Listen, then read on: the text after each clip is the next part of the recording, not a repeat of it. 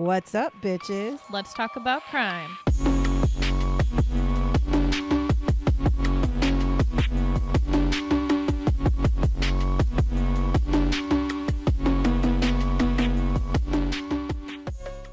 What's up, bitches? Hello. This is Christmas week. Ooh. Anyways, we're back from Disneyland. My husband, Jay, and my son both got sick. I got like a weird, not really sickness, I guess, kind of, but not really. And then Sierra like escaped. All I got was a stuffy She's got nose. a stuffy nose, and it was cold as hell. Like Disneyland's in California, and it was like bone chilling cold. Although it was only, what was it? It was like 50 or 60 degrees, and I swear to God, I thought I was dying. Other than that, it was fine. It was actually busier than I anticipated, which was kind of bummy because there was, a little longer lines than we normally would have liked. But we got almost all the things done. We missed one ride that we couldn't get on because we ended up running out of time. No. Yeah? No, I was thinking about it when we were at the airport. We also didn't go on Alice in Wonderland. Oh, yeah. Yeah, this was a weird trip. Mm-hmm. We took it very laxy. Like normally we like go hard. We didn't go hard. Mm-hmm. We just kind of took it very laxadaisy. It was weird. Like the first day was fine, but we normally go like super hardcore and get a bunch of stuff done. But the wait times were so long and the lightning lanes, we had ran out of time to go to them. So it was just a lot busier, it's to be expected. We did most of the things and I left there not going, oh man, I didn't get to go on these rides. I mean, I've been there enough that it's like, if I miss out on a ride here or there, it's fine. I was bummed.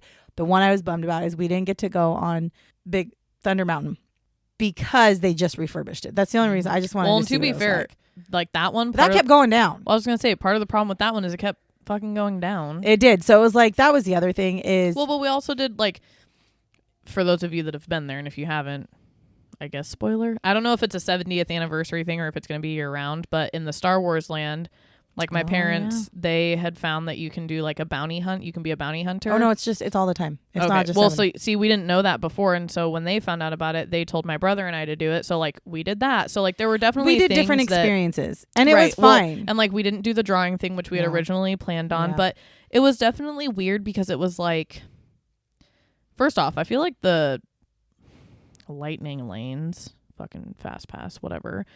I feel like they also, for whatever reason, I feel like normally we're able to get them like boom, boom, boom. And this time it was not. Wasn't like that. No, and then was not. On top of that, like you were saying, like the wait times fucking took forever. Yeah, and it was just a busier. But it was weird. We normally go. I almost wonder if we should go every other year. We normally go the week before.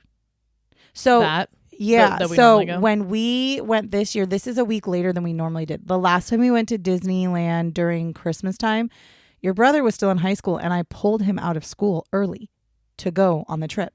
So normally it's the week before, and the week before is normally fairly dead. There's not a lot of stuff going on. It's like the week before Christmas, like 2 weeks leading up to Christmas, and then New Year's are like the busiest times to go. So we came in at the very beginning of their starting to be really busy. But we had to wait because of college classes and stuff. So we had to wait. Yeah, it was just a different experience. Well, and I also, honestly, I'll be honest, I think part of it is we're 21 and older. Yeah, we're adults. And on top of that, not to sound like a spoiled brat, but like we've been to Disney so much and nothing except for Tiana's Bayou for my brother and I. We'd never, that used to be Splash Mountain. It's now Tiana's Bayou. But other than that, like unless it was a refurbished thing, everything else is the same. Like, you know what I mean? Right. Like it's not, there wasn't anything that was like, oh shit. Right. There was nothing new. And the thing is, I didn't even know about the fucking food festival. That's not such a bad thing either though. Like we were able to, I was less sore on this trip than any trip I've ever been on. Fuck those shoes though. No, your shoes were terrible. My shoes day one, I brought 3 different pairs of shoes, one for each day so that I wasn't wearing the same like shoe. And those motherfuckers hurt my feet so bad that I had to walk on the outside of my feet to where my ass was fucking hurting the next day. Yeah.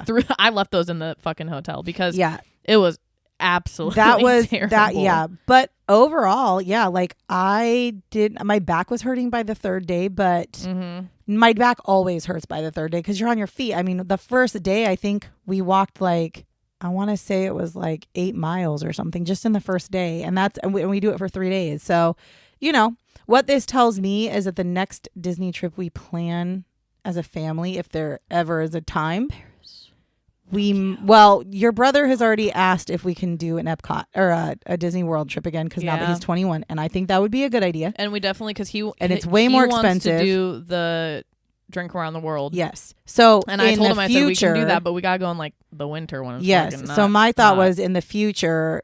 Yes, we'll probably plan that. Anyways, this is not a Disneyland podcast. We could. Although I really feel like we really could have a Disneyland podcast where we just talk about all things Disney related.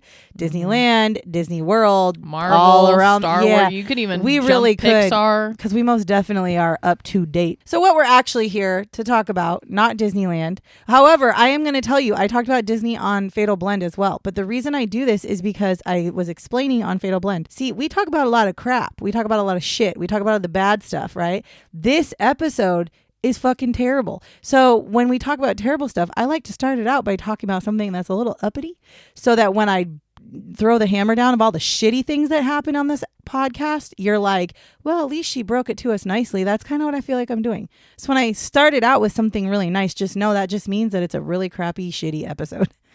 So just know that's where we're at, and you're going to really like it. Like the fucking 1800s or some bullshit. No, I'm being serious. You're actually really gonna like it. 2012 better. 2018 not as high. No, not as high. 2015 close. 16 14 So we are talking about 2014 Christmas Eve in Coventry, England. Okay, that's what we're talking about. So what happens is this woman named Sameena Imam, she's 34 years old. She is very excited for the Christmas season, as pretty much everybody is. She's especially excited because she's getting ready for a weekend to get away with her and her boyfriend for the Christmas weekend. Now, remember, in the UK, they also celebrate Boxing Day, which is the day after Christmas. So it's like a whole thing. Her boyfriend's name is Roger Cooper. He's 41 years old. And Roger and Sameena have been dating for quite some time now. They're long-term. However, Roger also has a long-term partner at home. And he had promised Sameena that he was going to leave his partner and start a life with her. And they were going to go away on this Christmas weekend to celebrate him leaving his partner and starting their life together. He promised her that they would go to the Malmaison Boutique Hotel to celebrate. This was for the holidays. This is all a thing. So she is very excited because, like, this is what she's been waiting for. Her boyfriend is going to become her official boyfriend.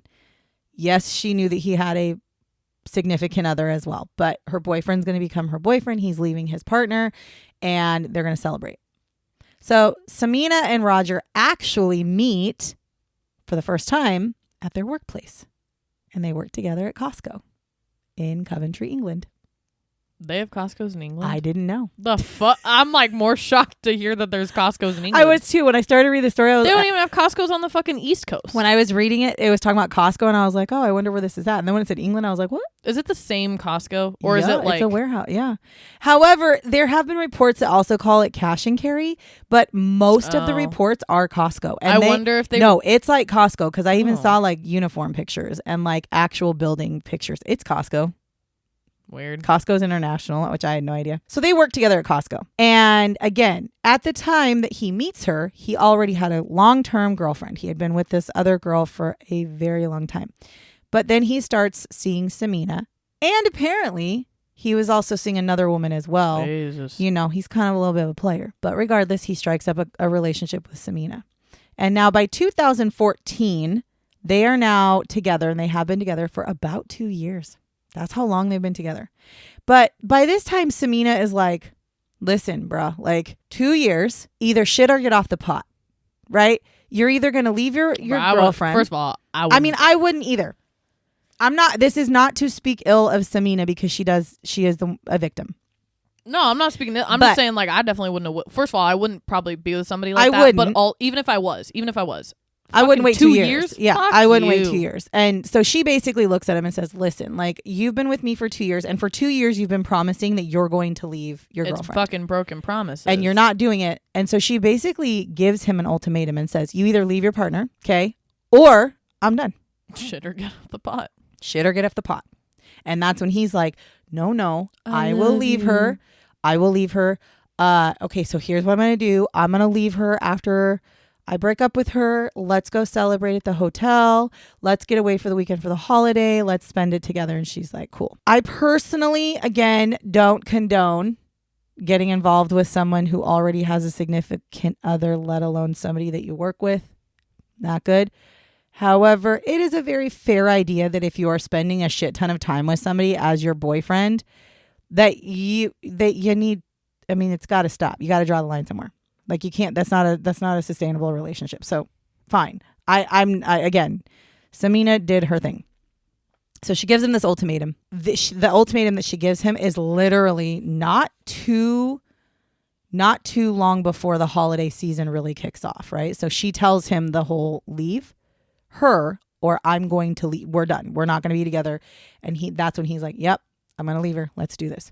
So Roger not only hears her, okay, so he hears her like telling him like shit or get off the pot, but he promises, yeah, I'm going to do it. I'm going to do it. I'm going to leave her. I'm going to leave her. Very much so, I guess this is the point where I say Roger's a fucking liar. I mean, 2 years went by and... He's a fucking liar. He's a liar. He never had any intention of leaving his girlfriend, ever. As a matter of fact, he actually starts to get worried after Sameena has given him this ultimatum that she's going to tell people about the affair. People that they work with, maybe tell his girlfriend. And this would not only ruin his relationship, but also could get him fired. Because you see, they were breaking the rules by dating each other at Costco. Oh, shit. So they have You're not allowed to date your coworkers, right? And now he was like a manager. I feel like that's most companies. He was like in the manager level. She didn't work. That's even worse. She didn't work under him though. She wasn't one of his employees. But she's not a manager, right? But she was not a manager. But I think she worked in the pharmacy. No, she didn't even. I think she worked like in the upper office area, upper office inside of Costco. So she wasn't necessarily management, right? But they have a strict no dating your coworker policy at all. So he was worried that if she tells anybody, because they had kept it a secret for the last 2 years, which also tells you why he was able to date other people within Costco, because none of them talked about it. So that he could get fired. But then on top of it, if he gets fired for dating his coworker and then his girlfriend's like, why you get fired? Like, it's a thing. And I worked, by the way, at Albertsons when I was younger. And this exact scenario, almost to a T, minus the murder part, happened with somebody that I worked with. And not to me, but somebody I worked with. And it was one of our higher ups, like our upper store managers, had an affair with one of our coworkers. His wife found out and divorced him. And he lost his job, ended up working somewhere else. What about the other employee? The other employee should have been fired I think she might have lost her job too. But because, again, we had a strict no dating policy, especially for management to be dating anybody underneath. And him dating her would have been somebody that was under him, like under. So on December 12th of 2014, Sameena, who is actually a regular guest at the Solihull's Premier Inn, it's like a little boutique spa place. She had planned on staying there on this night after attending a Christmas party. So she was kind of doing a little, hanging out by herself thing. Now, Roger tells Sameena, like, hey, after the Christmas party, meet me at this hotel. And I booked us a room. Let's stay there. Let's hang out, blah, blah, blah. So she's like, all right, cool. So she does her thing. She goes to the Christmas party with full plans of going to this hotel. However, this is a lie. So Roger is not actually going to be there. Also, he had not actually booked a room at this hotel. Instead, his brother David is sitting and waiting in the parking lot for Sameena to show up. And his plan was he was going to abduct her. So he's sitting in the parking lot of this hotel waiting for her to get off whatever. Get off the pot. Get off the pot. He's waiting for her to show up. And I'm assuming since he's in the parking lot, he's waiting for her to park her car. And then instead of letting her get to the hotel, he's going to abduct her and take her. Now, the two brothers had been planning this. And it is proven because they had used coded text messages to communicate with each other throughout this whole ordeal with Star Wars references. Oh, come on. How fucking dare they? Come on. For real. Like they would. I gotta fucking pull that shit. Yeah, because they would use terms like Death Star complete and stay on target. Stay on target. You are expected, Vader. These are shit that they texted to each other. I was like, you fucking up. bastards. Like, I you're guess gonna. it's fitting that we talked about Disney. I know. I was at the thinking about that. I didn't even beginning. think about that. Now, for some reason on this night, their plan fails. Okay, so Sameena shows up to the hotel, but she doesn't get abducted. And while it is not exactly known why the plan failed, it did. There was a text that was sent to Roger from David that said, "There's no point, no score. The window of opportunity is closed." Now, the thought is that Sameena had actually shown up at the hotel, but she took a taxi. They think she took a taxi to the hotel, so therefore she was dropped off at the entrance of the hotel.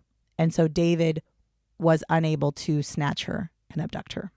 This was the first attempt on her life. Now on December 24th of 2014, Sameena packs her bags and she waits to be picked up by Roger because again, they're going away for Christmas. So it's Christmas Eve. She's working that day. Roger's working that day. She has her bags packed. She puts them in her car. She goes to work. She gets off of work and she drives and she waits for Roger to come pick her up. After Roger shows up to get her, he grabs her things, puts them in the car and tells her, "We need to make a quick stop at my brother's house." She's like, "Okay, that's fine." And so they get to David's house sometime between 5 and 6:30 p.m. Now, the only thing that we know for certain is that Sameena did not make it out of that home alive. That's the only thing for sure that we know. Then Christmas Eve comes. Christmas Day comes. I'm like, we're already in Christmas Eve. Right. Well, Christmas Eve comes and goes. Christmas Day comes and goes. Boxing Day comes, which again is the day after Christmas. And Sameena has now failed to show up to her family's Boxing Day dinner that she had literally just told her sister 2 days before that she would absolutely be there. So her family is concerned at this point because they're like, well, we didn't hear from her on Christmas Eve. We didn't hear from her on Christmas Day. And she promised to be here on Boxing Day and we haven't heard from her and she's not here. So they decide they're going to call and report her missing because at the very least, if she couldn't come, she would have at least texted or called to say, "Hey, my plans have changed. I'm not going to make it." So they call the police, report her missing. And investigators take it seriously and they start to look into her disappearance. And they are able to connect Roger and Sameena because even though their relationship was on the DL, Sameena had actually told a couple of very close people in her life about Roger. And naturally, they start asking people in her inner circle about maybe, do you know anybody that would want to harm her? Do you know where she would go? Was she suffering from it? You know, the normal questions. And somebody basically points out, oh, well, she was dating a guy that she works with at Costco named Roger. Well, they just go to Costco and they say, "Do you have any Rogers here?" And they're like, "That's the manager." They actually tell Roger like, "Hey, we want to talk to you about the disappearance of Sameena Imam." So they bring him in and they tell him like, "When was the last time you saw her?" And he's like, the last time I saw her was on Christmas Eve at about 4 p.m. when she left work." He said, "I was working that day. She was working that day. She left at 4. And they said, "Okay, did you have any interactions with her?" And now this time when they're talking to me, he's like, "I mean, just like the normal interactions," because they don't tell him that they know that they were in a relationship. Right. So he's playing it off as in just She's a just normal, my coworker. Yeah. And he's like, "As a matter of fact, the last time I talked to her, I was sitting in the room with a bunch of people and everybody was getting ready to leave. And, you know, we're all saying bye. And she like walked up to like give me a hug. And I was like, I mean, I guess. Okay. And I gave her a hug. And then they also were able to look into her phone records. And they were also able to find, after talking with him and stuff, some cell phone data that shows that her cell phone pinged somewhere near a guy named David Cooper's home. So they're like, well, that's weird. That's weird. Hold on now. We got a David Cooper and the guy she's dating is Roger Cooper and they happen to be brothers. So that's weird. That's weird. So then they're like, okay. As you say, 4 p.m. We need to do a little bit of more research. So they interview them again. And on January 1st and 2nd of 2015 now is where we're at. They're interviewing them. So Roger then claims, "I have no idea what happened to her." And they're like, "Yep, no idea." And he's like, "No, And they're like, okay, well, you said that we were like you guys were just coworkers, but we're kind of thinking there's more. He's like, okay.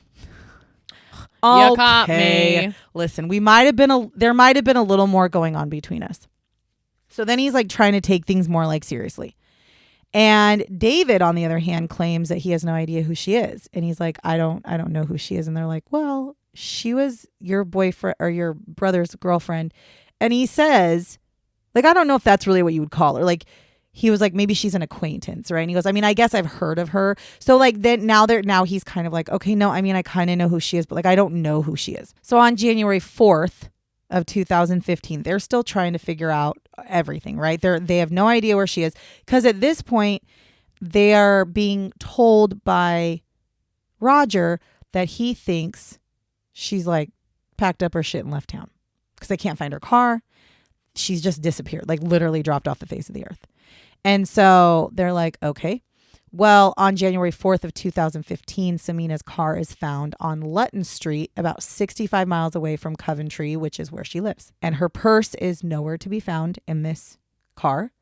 They also find no fingerprints in the car, which right there is bizarre as fuck, because if she just left town, she wouldn't wipe down the fucking fingerprints in the car. Because again, Roger is trying to point out, like, I think she was upset and I think she left. I think she just left town.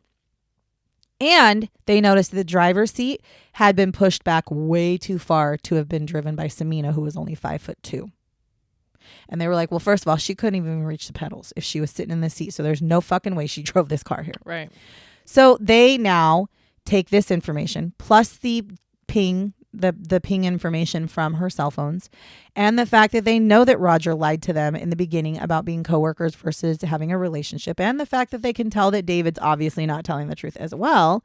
And they're like, we're gonna go to David's home, because that's the best lead we have right now. She was in that area somewhere.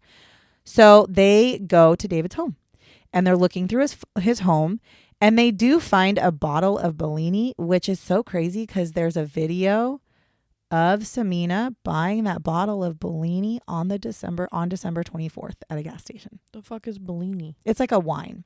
Oh. Like a champagne wine. And so now they're like, well, hold the fuck on now.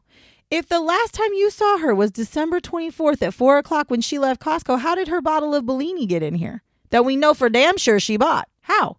And how did her phone ping here? If that was unless she knows your brother, unless your brother and her are like hooking up. This isn't making any sense. However, after all this changes. This all changes because they talk to Roger again. And Roger at this point says, okay, listen, I received an angry text from Sameena.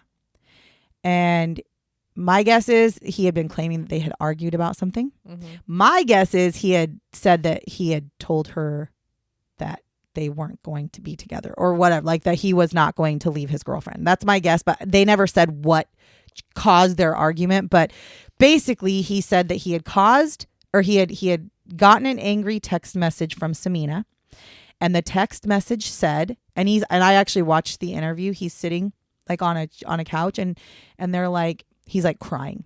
He's fucking crying.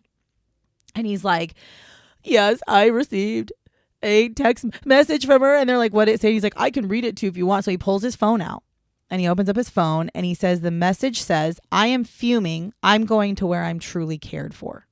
That's the message that she supposedly sent him on the 24th of December. Now, this message was sent from Sameena's phone, but Roger is the one who sent it to himself. Yeah. And then he tried to paint the picture that she was alive at the time to try to help, do the thing. Now, David also then ends up admitting to the police that he is the one who killed Sameena. So they've been questioning these guys, right? Questioning. And they're throwing the evidence at them and saying none of this is making sense. So finally they're talking to David, who is Roger's brother. And he says, okay, yes, I killed her, but it was an accident.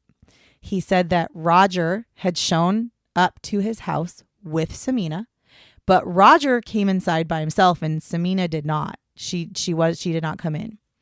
And he said, and then Roger left the house And then almost right after Roger left, there was a knock on the door. And he said, I thought it was Roger. I thought he forgot something. So I opened the door and there's this woman that I've never seen before standing on my door. And she says to me, where's Roger?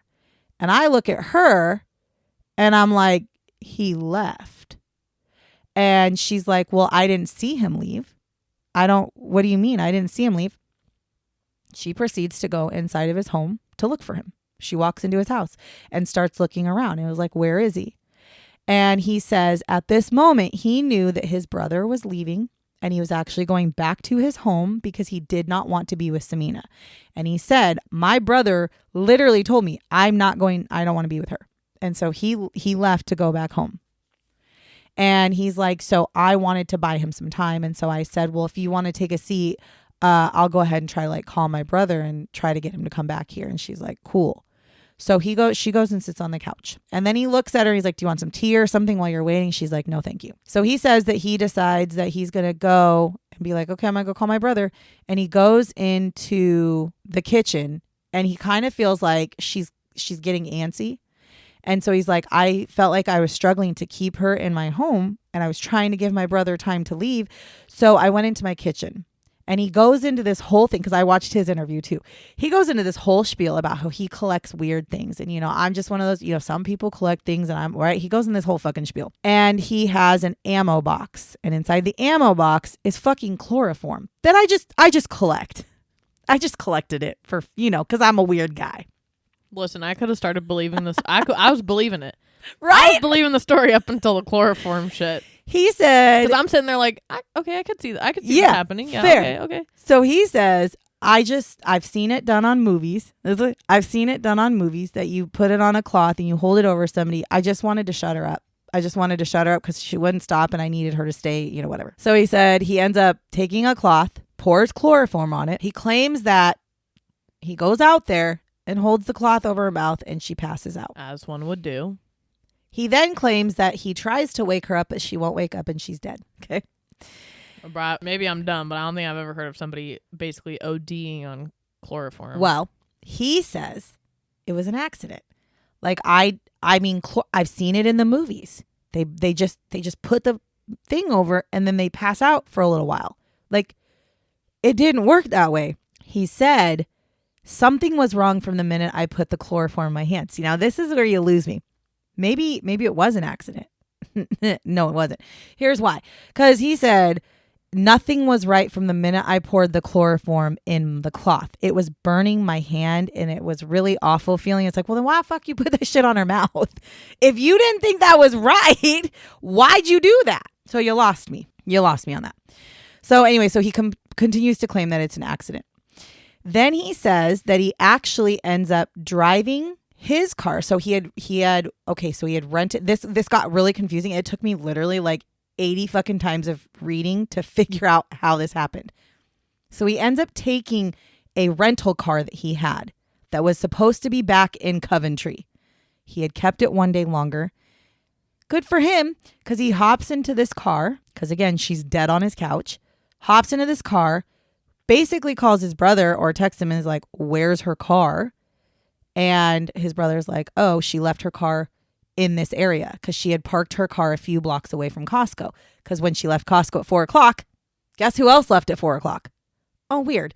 Roger. And what did they do? Oh, they met in a location a couple blocks away from Costco where she took the shit out of her car and put it in his car and they drove off. So she left her car near Costco because it wouldn't be obvious because it was just like parked in a normal parking area. So he's like, oh, her car is over, a couple blocks from Costco. He's like, okay, cool. I'm going to go into town. I have this rental car. I'm going to drive myself over there. I'm going to have him bring me to her car and I'm going to take her car.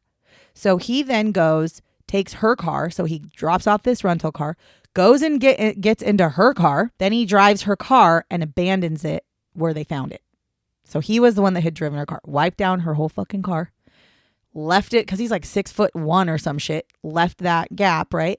Gets out, and then he ends up going back home.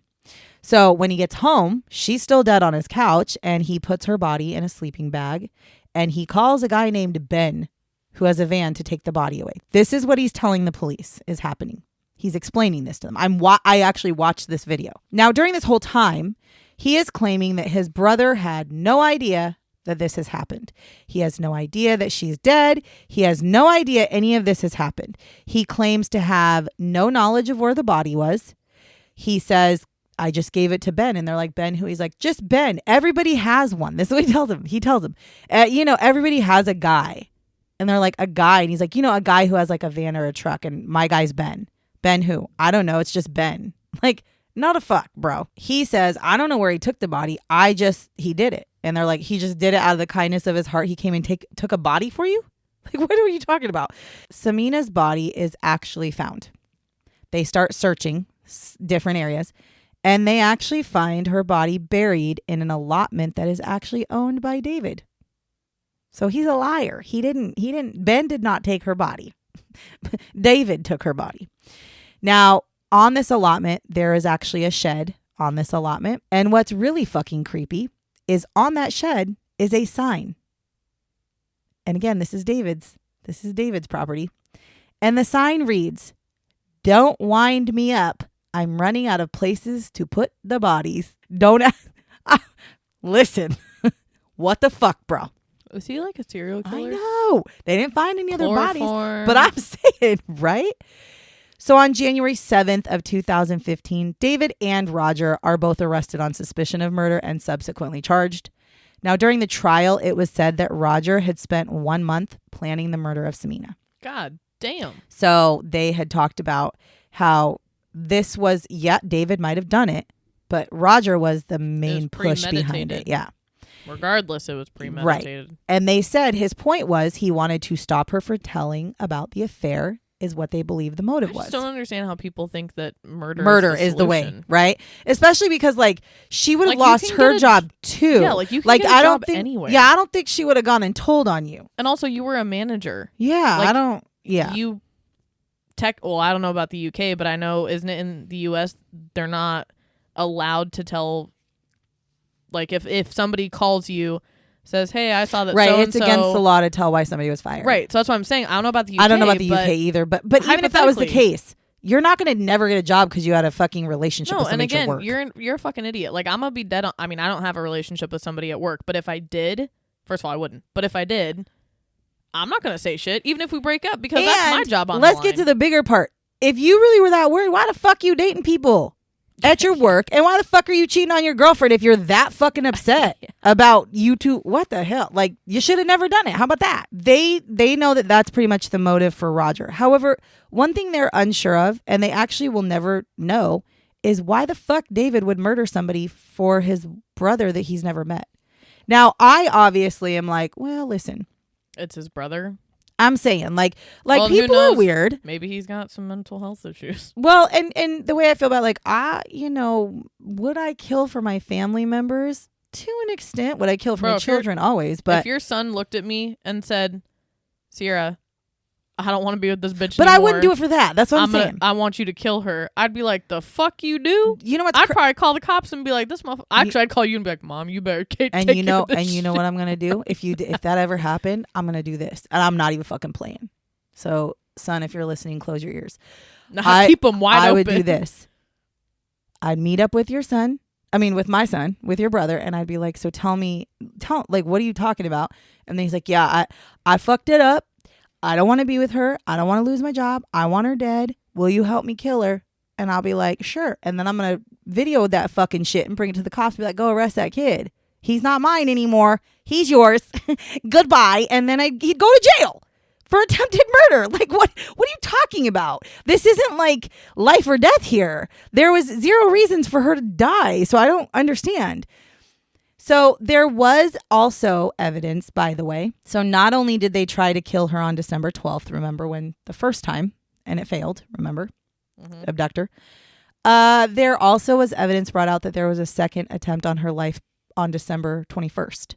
So this is how they were able to piece together that he had been trying to kill her for quite some time, because they had attempted to kill her twice and succeeded on the third time. So don't tell me it was an accident. It wasn't an accident. When you have 3 attempts on somebody's life, that's not an accident.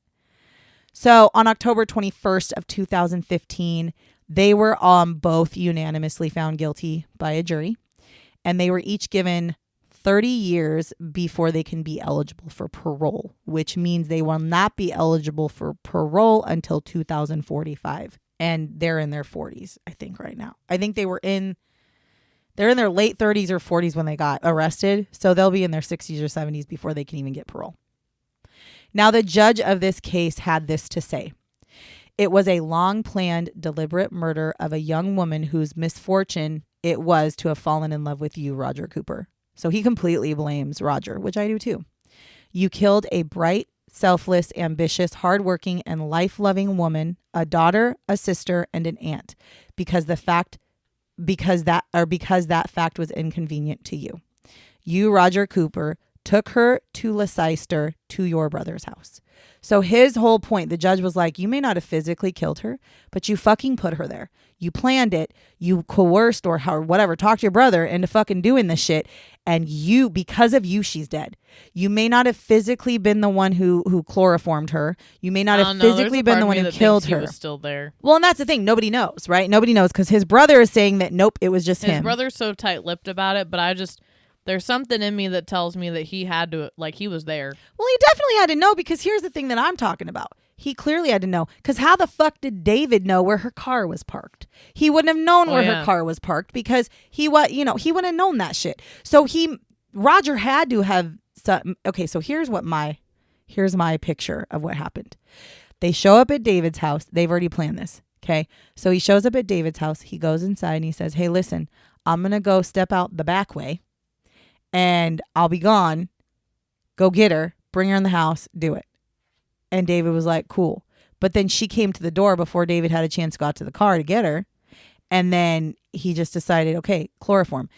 The thing is also, an autopsy was provided on her body. And she did die of chloroform poisoning. She really did. God damn. But there was also other metals probably and laced shit. With shit. Well, they not only was there chloroform, but they had talked. There was the toxicology report showed multiple different metals and inhalants and shit that should not have been in chloroform. And so she did actually die from basically too much chloroform. But that also tells me that David did not just hold it over her mouth to quiet her. He held it over her mouth until she stopped breathing. Right. That is how I feel. It's not an accident when you've tried 3 times. Mm-hmm. And the fact that there's proof in your guys' text messages, there's no way this was not an accident. You were planning on killing her since the beginning of December, but you just didn't get a chance until the 24th. Right.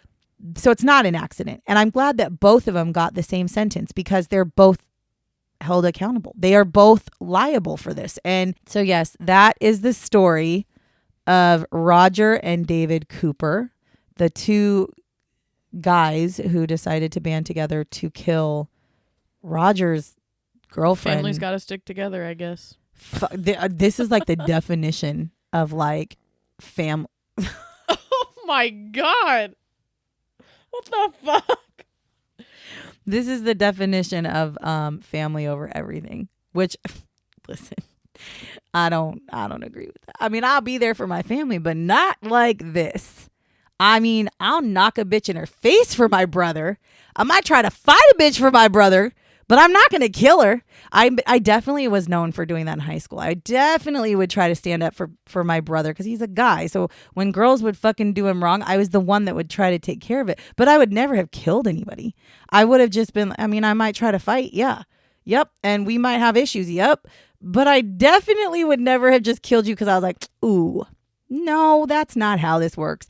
And also, what about the other people you were dating? Why didn't you try to kill them? I know it's because, again, she gave him an ultimatum, but it's like, motherfucker, what did you expect? Yeah, seriously. 2 years she sat and waited for you, who probably, by the way, you probably sat there and said, I don't even like my girlfriend. We're just living together. It's for bills. I'm going to leave her for you. I'm going to leave her for you. I'm going to leave her for you. And after 2 years, yes. So many times. And again, I am not a proponent of dating people that are in relationships, but god dang, I don't know. Shit happens, right? Some people have met their fucking soulmates this way. And it's unfortunate for the people who, are on the other side of it, but fucking hell. But don't worry, that's not happening in my life because, well, one, my husband works from home. But if my husband worked with girls, which he does, He already knows that it's just not a thing. Crazy Katie, if you're listening. Oh, fucking hell. You got the daughter to worry about too. For real. Yeah, that's not a thing. That's not a thing. And if it was a thing. So anyways, yeah, that's the story. And it's again, crappy and shitty, especially because it happened again on the holidays, which now that I think back, I feel like I kind of am fucked up for doing the whole for doing all of the December ones as Christmas murders. That's pretty terrible of me. I apologize. It was good in the moment, but I got one more for you that'll be next week, and after that we'll go back to our regularly scheduled true crime program, which is just a bunch more murders and shit anyways. Thank you so much for listening to us talk about what we talk about. If you enjoy what you hear, if you enjoy listening to Sierra and I banter and chit chat, make sure you're following us and make sure you are liking our stuff and sharing it so that we can continue to do it. Other than that, Merry Christmas to you all. And until next week, catch you on the flip side, bitches. Bye, bitches.